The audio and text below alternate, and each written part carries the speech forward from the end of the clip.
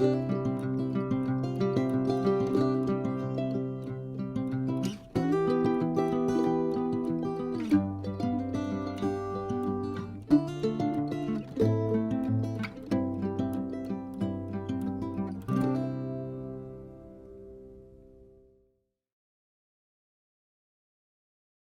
book number 11, yay, is Stalking Jack the Ripper. This book was fascinating. Okay, so I loved this book. It was so cool. I did not see the ending coming at all. I don't think I'm the most observant reader, or it might have not. I think it was set up pretty well though. I had no idea. It made me want to read it again to like find all the pieces and figure it out, even though you can't figure it out when you already know what happens, but you're like, see if I actually could if I was paying attention. I listened to this one in audiobook as well. There's some kissing and touching, but there's like one kiss, and then there was some language, but I don't think there was that much. I don't remember. There was a lot of gore, so if that's something that you really are uncomfortable with, I would not recommend this book. Sometimes the characters did annoy me, but I was listening to it on audiobook really fast, so I was able to skip over that part pretty quickly. And the twist was so great. Okay, book 12. Hunting Prince Dracula. This was the second book in the Stalking Jack the Ripper series. It was good, but it wasn't as good as the first one. It wasn't set up very well, and it had a little bit more sexual content than the first one, but it was still pretty good. I probably wouldn't read it again, but it was still alright. It was fun to read another vampire story that I hadn't put on my list. Book 13, ta-da, is The Bone Witch. I read this one on audiobook, or listened to it on audiobook. If I hadn't listened to it on audiobook, I probably wouldn't have finished it. It wasn't my favorite book. I think it worked okay-ish. It was a little bit weird in the middle, but it wasn't really my type of book. So I don't know if that's why I didn't like it as much, but yes, the book was extremely clean. I don't remember, there was no kissing. I don't think there was any language either. So very clean. And it was definitely an interesting concept. I kind of liked the little dragon monster thing. The next book is book 14, Fable. So this one's also YA. So it wasn't my, or YA fantasy, was not my favorite. I have a complaint, so I'm gonna go over this first. So the title bugs me. I get that it's her name. It doesn't make sense to me. Like, Fable to me means fairies, fantasy. It reminds me of Aesop's Fables, so I'm trying to figure out like the YA version of Aesop's Fables, and that was making me think of fairies and fantasy and mythical creatures, not swashbuckling and sword fighting and pirates and pirate ships. So that's what it was. This is a pirate book. Was it a good pirate book? Yes, it was. I don't remember any part that didn't work. It was pretty clean. There was some mild language because they're pirates. Of course there's language. And only some kissing and maybe some touching, but it was pretty clean. And then after my complaints about the title, it was still a fun book. I don't really plan on finishing the series. Maybe if I get back into YA fiction fantasy, I'll finish it. Book 15, ta-da! The Kingdom of the Wicked. Okay, this is not a book that I would normally read. It was very dark fantasy. And it was, like they said, it was new adult. So that was one of the, I don't know how much new adult. This book worked pretty well. Don't remember all of how clean it was. I don't think there was any language. There was some kissing and like some sexual content. I don't remember how far. I think it gets a little bit more sexy throughout this the series, which I don't think I will be continuing. It wasn't my type of book. I really liked the murder mystery aspect of it. That was really cool. I really liked how it was set in Italy. I've been learning Italian, and so it was really fun to just kind of like be immersed in the culture, sort of. That was really fun. I don't really read demon books. That's what this was. That's the aspect of it that I don't normally read. So yeah, it's not my cup of tea. I don't really want to read that. I read it anyway though. I was just like, I'm gonna read this. It was witches and demons. So yeah. Book 16. I gotta cut this in half or something. truly devious. I read this in audiobook. Oh, my heart. I love this. Okay, so what happens is, so Stevie, I don't remember her last name. This is her, she's like a Nancy Drew, but it's not Nancy Drew, it's a little bit more gory. So the first 3 books are its own mystery, and then it keeps going on as like a standalone series for how much I know so far. There's only one other book that I've read, and another one coming out in December. I'm fairly certain that's standalone, but I don't exactly know. I think it's probably gonna be standalone, but the first 3 books are like a little trilogy, but then it continues. That's just what I wanted to say. So it is the brilliant beginning to one of my favorite series. Yeah, well, the trilogy I liked better than the standalone book. I don't like the standalone book as much. I don't know exactly why. I'll go into that. But I loved this series. I thought it worked extremely well. Like every time that it set something up, it was amazing. And when we got to the, so it set up stuff, it felt like it set up everything really well. Some things kind of seemed like they came out of the blue, but they also didn't, because I don't know, I can't explain it. I really liked it. So the only thing that I don't like about this is her relationship with her love interest doesn't seem to be the most healthy, so I don't like how that's portrayed. But other than kissing and language, yeah, there was language in this book, so it's semi clean. There's language in kissing, I don't know, but that was the only part that I don't like about this series. I was invested. Absolutely love this series. I was so scared that it was like a 5-book series. I thought the 4th one was also of this mystery. I thought the 5th one wasn't coming out to December, and I was gonna have to wait to know all the answers. Thankfully, that's not what happened. It was just 3. So the 17 is The Vanishing Stair. This is the 2nd book. Same things pretty much. It was amazing. Clean writing was about the same, and it ramped up tension for the final book, and it stressed me out in a good way. I was so scared that it wasn't gonna be the end, but then we got to the final book, which is The Hand on the Wall, and it was amazing. I love this series. The only thing though too, so what it did is it gave you flashbacks to when the mystery actually happened, and I almost wished that I didn't get the flashbacks, because it's almost like you're not supposed to know. You can't know what happened. Like Stevie doesn't get to know. I get to know things that Stevie doesn't get to know. It just seemed a little bit like a cheat. I was happy that I got them, but it didn't feel right at the same time. So yeah, but I loved this series. It was really good. I love this little trilogy mystery. It was amazing. So then I got to Box in the Woods. So I listened to all of those 3 books on audiobook, but the 4th book was not on audiobook, so I read it an ebook. So it was a little bit disappointing. I don't know exactly why though. I feel like it was set up just fine. Same thing for the clean reading as the other ones. I can't tell you exactly why I didn't like this one. It wasn't set up well. It was just, I was disappointed by who the murderer was. Okay, so I'm gonna do books 20 and books 21. Okay, so this is 13 little blue envelopes and the last little blue envelope. So the first book was really cute. There wasn't a ton of romance. There was like an almost scene where she got caught up with a guy. I think it was in Rome. This Roman guy tried to get her in bed.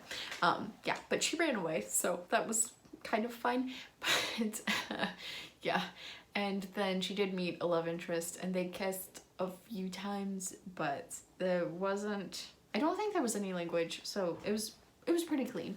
I really liked how it was a book of self-discovery, and she got to travel through Europe. It was really fun, and so I really liked the book. I thought that it worked pretty well. The second one did not work as well. There was a little bit more language, I think. There was a love triangle. There was manipulation. I didn't like how she used manipulation in the love triangle to ramp up the drama for this book. I just feel like it could have been done better, and I didn't like it. I didn't like how people weren't straightforward about their relationships and about their feelings, and like, can you just talk about it? I don't like it when people don't just say what they're thinking, and yeah. And then I didn't like how the guy who's manipulating them like changed his mind. He changed at the end, and so then it was fine. Yeah, I didn't like this book. The first one was definitely much better than the second one. It was still fun to watch them traipse through Europe, but yeah, it wasn't as good. Okay, book 22, we're almost at the end, is The Inheritance Games. I read this in audiobook. I have the second book in this series. I'm so excited. I have that one in hardcover. It's right there. So this book, I really liked it, but now that I'm thinking about it afterwards, it doesn't make any sense. So the book is confusing. The whole point of the mystery is figuring out why the main character is relevant, but at the same time, the main character feels irrelevant, and so it's weird. Yeah, so I want to read the rest of the series to figure out exactly what's going on. But okay, so the main character feels like she has no purpose. And if the main character feels like she has no purpose, then the book doesn't really work. But that's also the whole purpose of the mystery. So I just feel like it set itself up for failure a little bit. I'm willing to see where the rest of this concept goes because it was pretty cool. There's a love triangle, sort of, but she only kisses one guy, so I'm not opposed to it as much. It really bugs me when people are kissing multiple people in the same book, in the same series. Like, just pick one person and stay with them. Okay. Yes, there was some mild language. At least I think it was mild. And, yeah. I'm excited to see what the rest of the series holds. Hopefully it makes more sense. Yeah. We're gonna do books 24 and books 25. I'm skipping over book 23, it's fine. So I read these on audiobook. They were like little children's books, so they're kind of like novellas. The first one was pretty cute. It's called The House. And I really like this book. It was cute. It was very clean. It was just like a cute little mystery. So behind the scenes wasn't as cute. It was kind of weird. It had a good theme, I guess, but it was just a little weird. I didn't think it was as well written as the first one. Definitely seemed like children's books or maybe like early high schoolers, teenagers, something like that. Yeah, so like teen books. They were fun, cute little mysteries, but yeah, I definitely preferred the first one. Book 26 and book 27. I guess I'm just gonna do both of them together. So we have The Fill-In Boyfriend and The Distance Between Us, both by Kasie West. And so The Fill-In Boyfriend, I really liked. I loved The Fill-In Boyfriend. He was so much fun, and he was an actor, and I've done acting stuff before, so it was really fun to just see that aspect of someone's personality. I don't know, it was really cool. And just how she was able to bond with his family. I love that family aspect of it as well. Yeah, it was really fun. I don't know what to say about the rest of the drama that happened in that book. I didn't really like it, but at the same time, it wasn't terrible. It still added to the drama of the book, which I like when romance isn't the whole aspect of a romance book, but yeah, we'll see how true that actually is. Depends on what the other aspect is, I guess. So Kasie West's books, of course, are extremely clean, no cussing, very minimal kissing and touching. That's the only thing that happens is kissing and touching. And I really love this book, which is funny because I feel like I remember not liking this book as much as I like the next one, but I gave the next one a worse review than the first one, not by like a lot. Okay, so The Distance Between Us. I really liked this book though. I loved the main characters and their snark and the way they interacted with each other. The only thing that I didn't like was the breakup scene. It didn't seem like it worked. It was kind of a little forced. It was almost like the main character like, yeah, you're just kind of making a big deal out of nothing, which is kind of what it felt like. But at the same time, it kind of made sense a little bit. It was just a little weird. I don't know. Maybe it sort of made sense. I don't know. It was a little strange. But again, very clean. And yes, I still really like this book. And yeah, I don't know. I like both of them. Okay. book 28 is Guy Langman, Crime Scene Procrastinator. Okay, so this is a boy book. Like, if you read Dumb and Dumber or Diary of a Wimpy Kid or The Last Kids on Earth, something along those lines. This is probably Diary of a Wimpy Kid and Last Kids on Earth, only a little bit older, like the next one up, something along those lines.